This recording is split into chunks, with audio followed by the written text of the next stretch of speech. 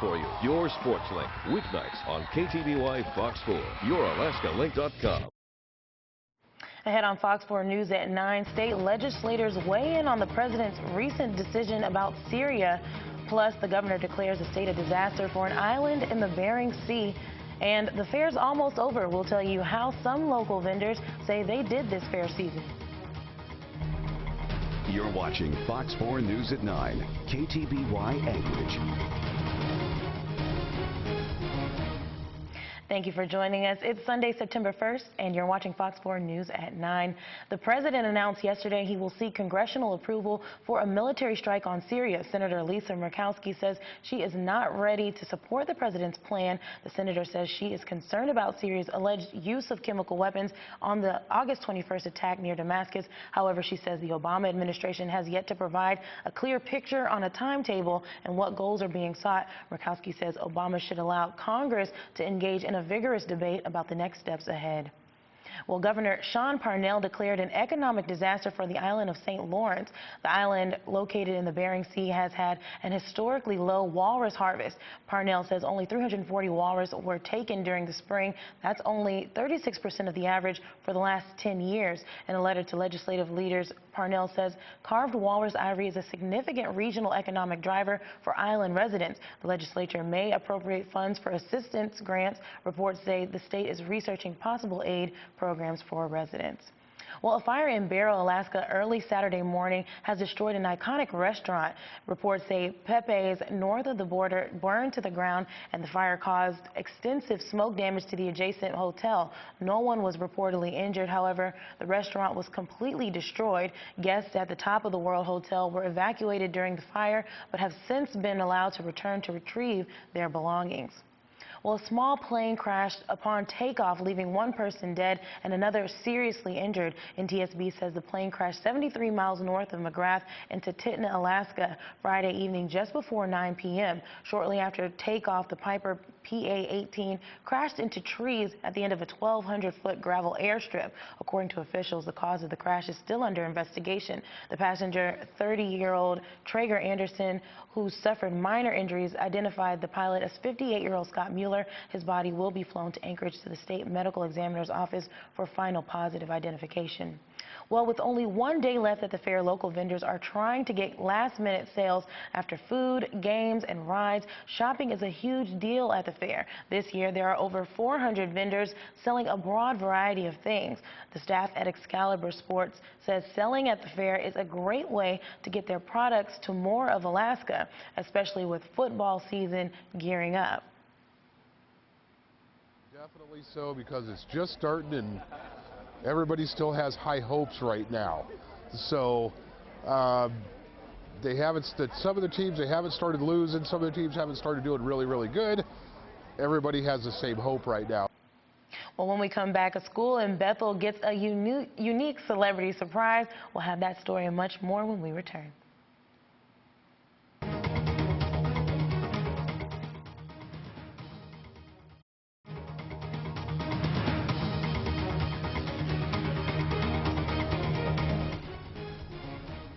Welcome back. I'm Whitney Miller. Thanks for joining us. A world-renowned rapper and a superstar NBA player paid a visit to a community in western Alaska. Fox 4's Stevie French brings us the story all the way from Bethel. Mitchell and Alfred are part of the Bethel Regional High Student Council. I think all success can come back to a group of people caring about the issue. When we first entered this competition, I was like, this is a long shot. I don't know, our school's too small. We can't win this. The competition, a national campaign called the Future Forward Challenge.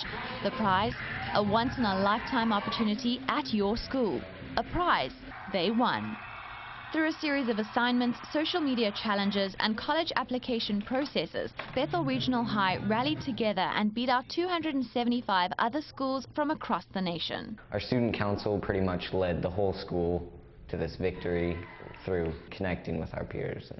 The Future Forward Challenge is an initiative by Get Schooled in partnership with MTV and Taco Bell, all aimed at increasing attendance and getting the topic of college on the table, or rather, the desk. So the Taco Bell Foundation is set up with really one sole purpose, to help teenagers graduate high school. I think what's really important is that people are focusing attention on our next generations, their education, their chance to graduate high school, and their chance to go and live productive lives. Months of preparation, hours of work in the student council room, an immeasurable amount of school spirit, all leading up to this point, when the home of the Warriors welcomes two worldwide superstars.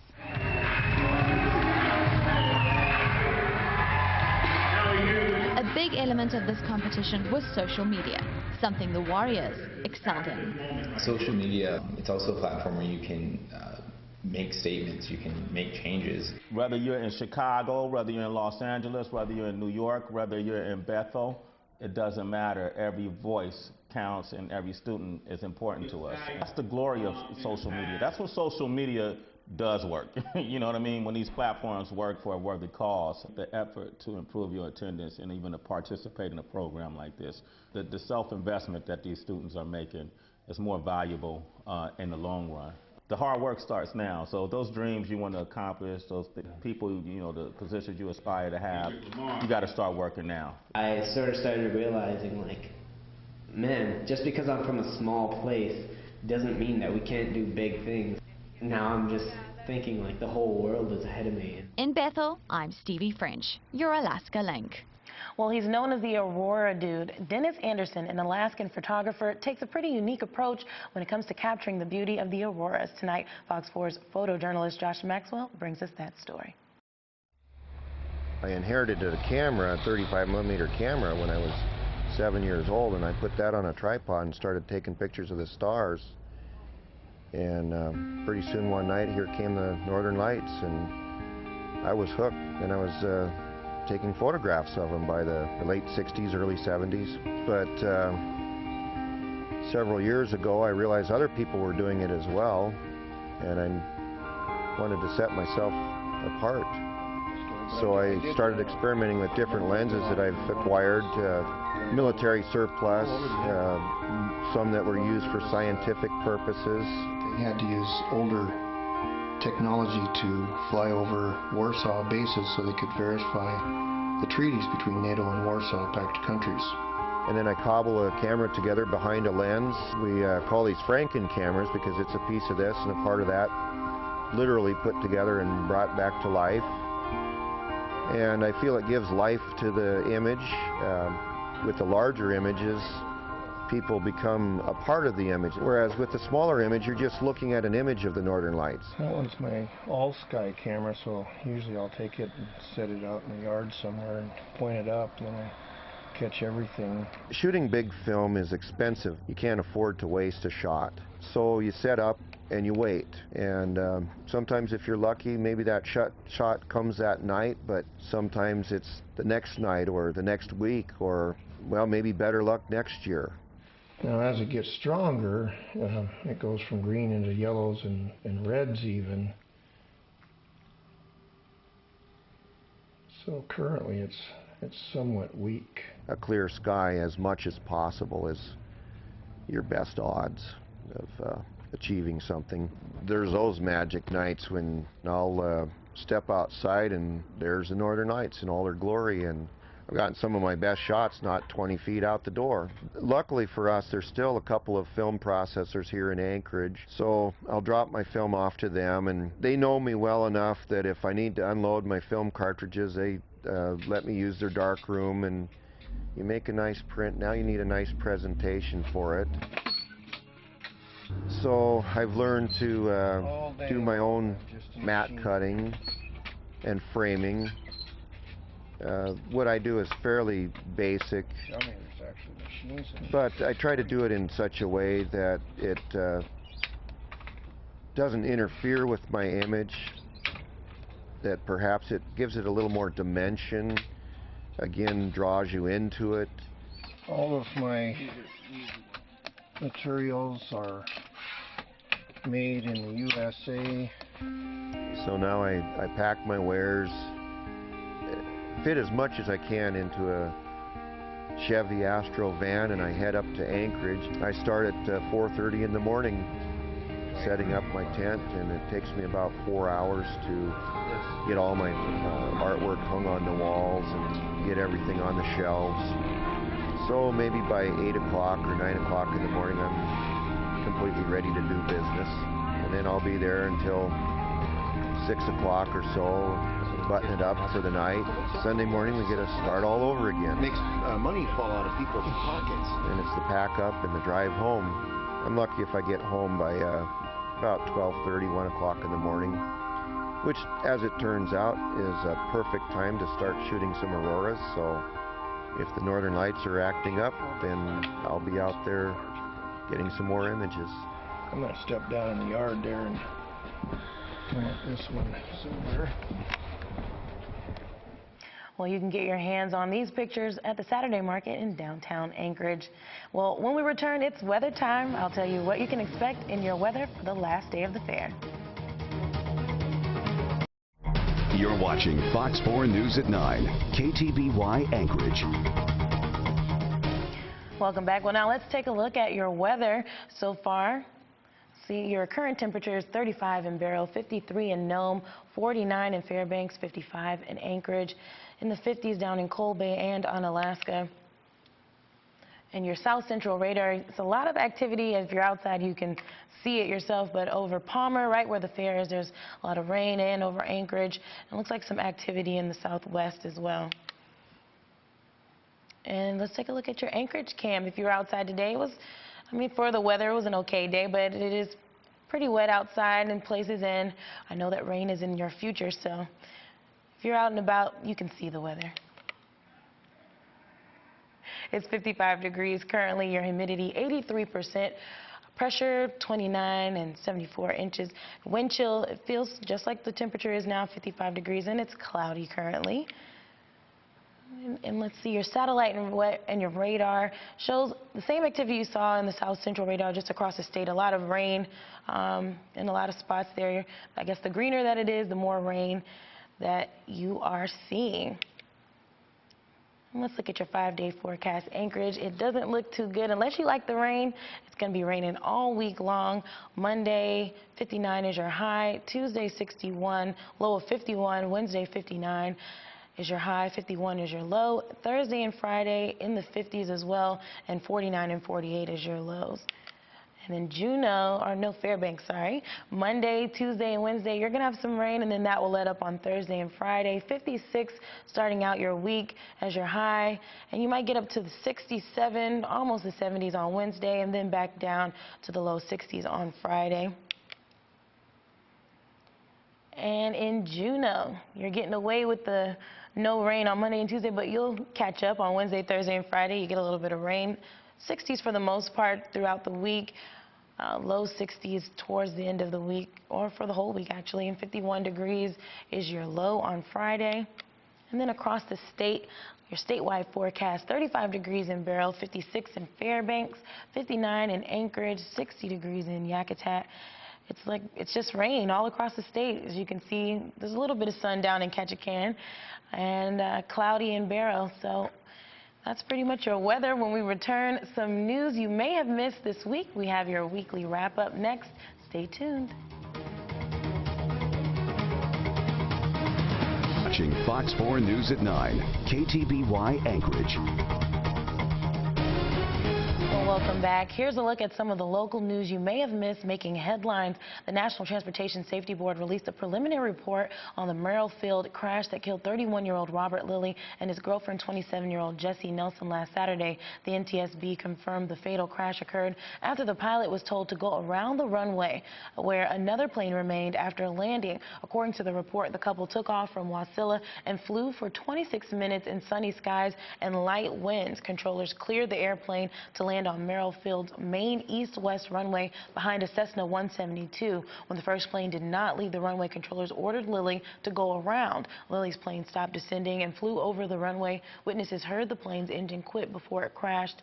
There have been 78 aviation accidents in 2013, and although that is down from 88 incidents in 2012, the number of accidents involving fatalities is up from 9 to 11, and the number has risen from 9 just a year ago to 29 this year. There's no real common denominator, whereas a number of the accidents involved weather, loss of control. Again, no real clear common denominator between the fatal accidents this year and last year. Well, a new 3-year bargaining agreement with the Anchorage School District may give teachers new incentives. The Anchorage Education Association announced yesterday that a majority of its members ratified the agreement. If approved, the ASD board says teachers will get slight increases in salary and benefits, some of those being a 1% increase in salary annually and a $1,500 bonus in years 1 and 3. Health care will continue to be provided by the National Education Association Health Trust, with contributions of nearly $1,500 per month in year 1 and over $1,500 in year 2 and 3. Teachers will also see an increase in personal days and have guaranteed input in school schedules, but principals will continue to have the final say. Even if the contract's not everything they would have loved, they're very happy to vote yes on it, and we don't think much about it for the next couple of years. They can focus on the job they've got in front of them, which is students. ASD will approve the proposal at the September 9th meeting for the agreement to take effect. Well, it will now be easier for you to hail a taxi. Anchorage is getting more taxi cabs and some much-needed cash for the city. Reports show that the city sold 15 new permits, and that sale will bring in over $1 million. The permits went to individuals who submitted the highest sealed bids. The winning bids range between $40,000 and $91,000. Records show that before the sale, the number of permits in the city was 173, and that these permits are the first sold by the city since 2009. Officials will review the credentials of the winning bidders to ensure they meet minimum qualifications to become a taxi driver. Well, local fire officials took off their boots, for a good cause. You may have seen those boots filling up at major intersections across the city Friday. Anchorage firefighters and volunteers were on the streets collecting donations for muscular dystrophy. The annual fundraiser is called Fill the Boot.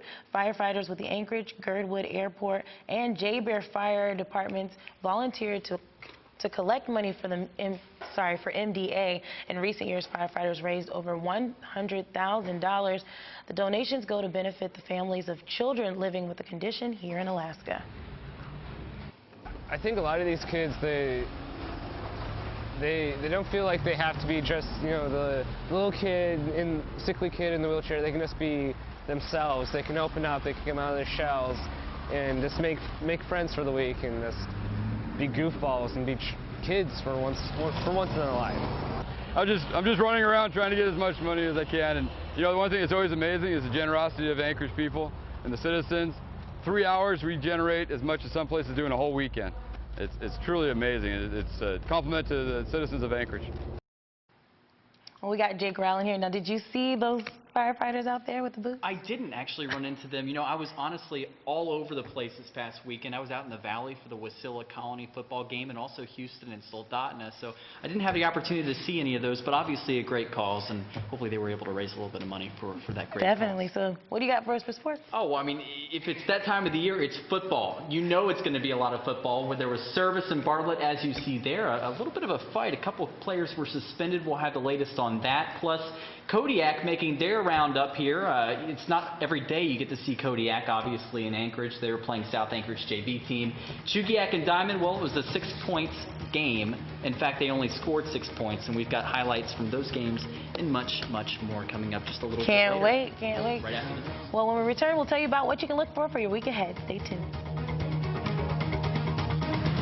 Welcome back. Well, finally tonight, time to take out your pens and planners to mark down these events you may want to check out this week. Well, unfortunately, tomorrow is the last day of the fair. If you haven't gotten your fill of cotton candy, rides, concerts, and shopping, tomorrow is your last chance. Fairgrounds open at 10 a.m. and close at 8 p.m. At 3 o'clock, though, tomorrow, you can see Season 11 Idol winner Philip Phillips in concert at the Borealis Theater. Well, have you ever wanted to learn to make a moose call? Well, Tuesday you can. The University of Alaska Fairbanks is hosting an Anchorage workshop on making moose calls from birch bark. Tuesday, it's at 4:30 p.m. to 7:30 at Russian Jack Springs Park. And finally, if you're going out tonight or doing something special for Labor Day, we here at Your Alaska Link want to remind you to be safe. The Anchorage Police Department is asking the public to not drive impaired and to be ready, which is report every dangerous driver immediately by calling 911. If you know you will be drinking, police say you should have a plan for not not driving, officials suggest designating a driver or using Anchorage TAR's Off the Road program. At no cost, participating establishments will call a taxi for you and your vehicle. That number is 646-4628 for more information. Well, the biggest thing is we want you to be safe, and that's all the time we have. So have a happy, safe Labor Day and keep it locked. Sports is up next.